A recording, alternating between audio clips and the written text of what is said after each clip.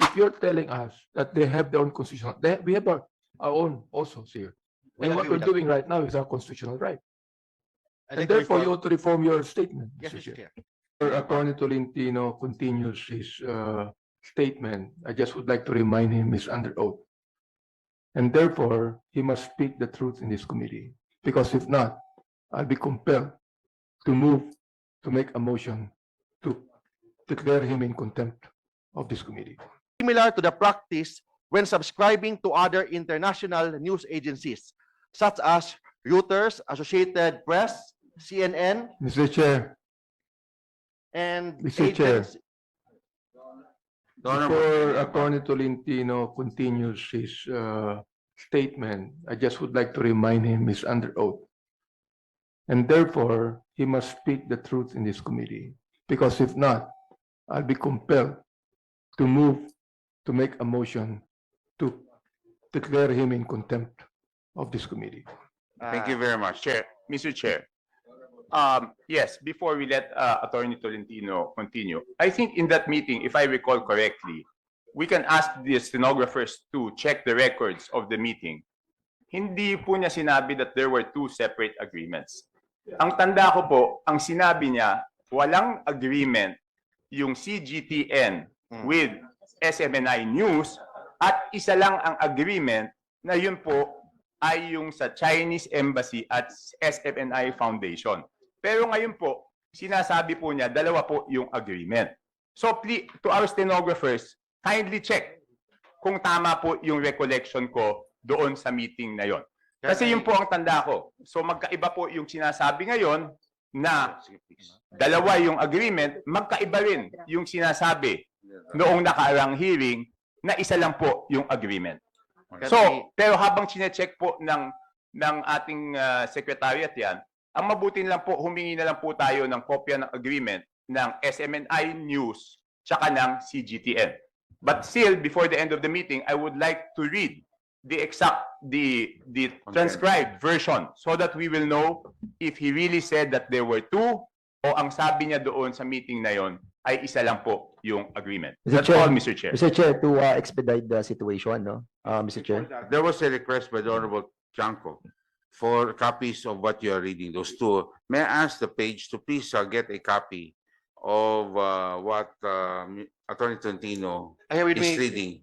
May we have a copy while you're reading it? Mr. Chairman. Yes, Mr. Chairman. Thank you very much. Mr. Chairman, in the spirit And, of the Honorable Dan in the Fernandez. spirit of fairness, may we allow the resource speaker to recollect his statement in the last hearing, thereby asking him to find out for himself kung he mentioned those statement that was mentioned by Congressman Toby. In that case, we will be proceeding with our hearing para makatipid po tayo sa oras. Thank you, Mr. Chairman. Kasi I also believe that you mentioned that statement, Mr. Chairman. Can I make a Well, may I clarification? have the other agreement? Because there were two agreements that you mentioned.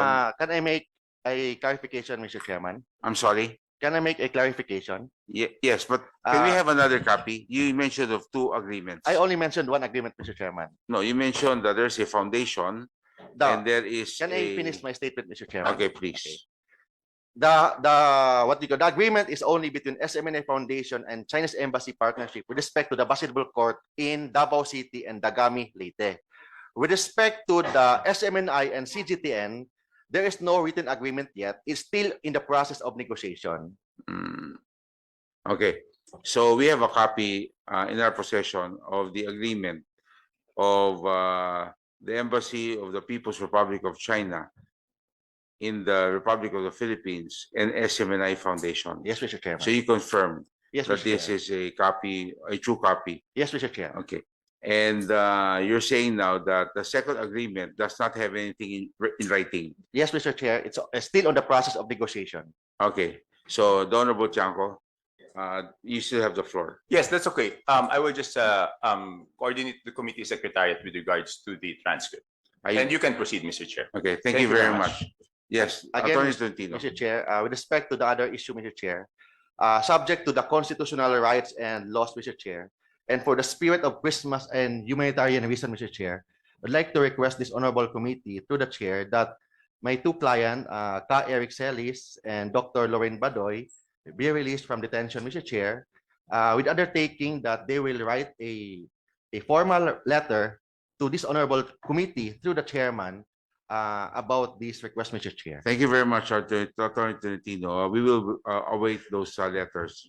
We're in receipt of one, but we still don't have another one. So anyway, we will go to the proper time. I will be calling on you. Thank you, Mr. Chair. Mr. Thank Chair, you very much, before we Attorney. proceed, Yes. may I ask, sino po yung nagsulat?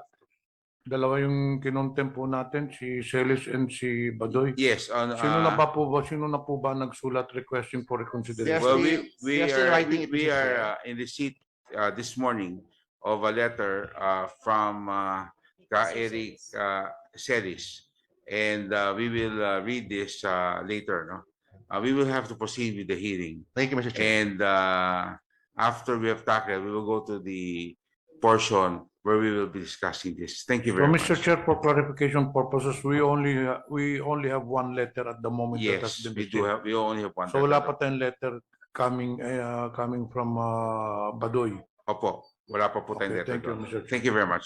Client, he has to be released on the issue of constitutional right. I'd like to remind him that what we're doing here is also our constitutional right. Yes, Sorry, Tolentino. we agree with that, Mr. Chair.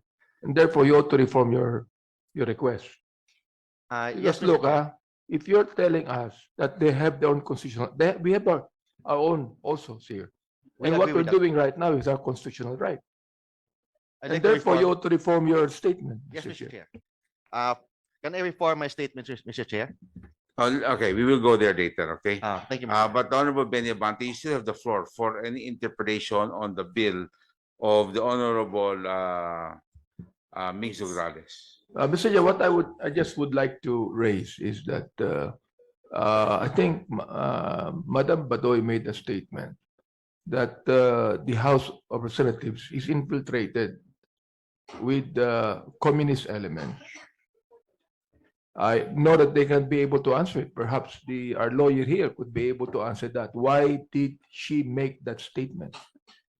That's why, Mr. Chair, if our request will be granted, they're willing to answer that, Mr. Chair, because they have personal knowledge about that question, Mr. Chair.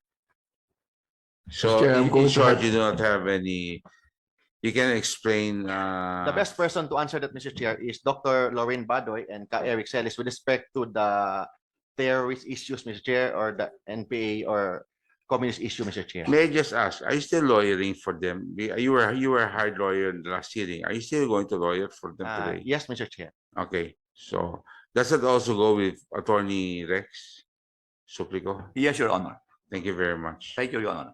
Okay, so now, Honorable Abante, Yeah, Mr. Chair, you still have the floor. sa akin in the spirit of the season, you would like them to be released also.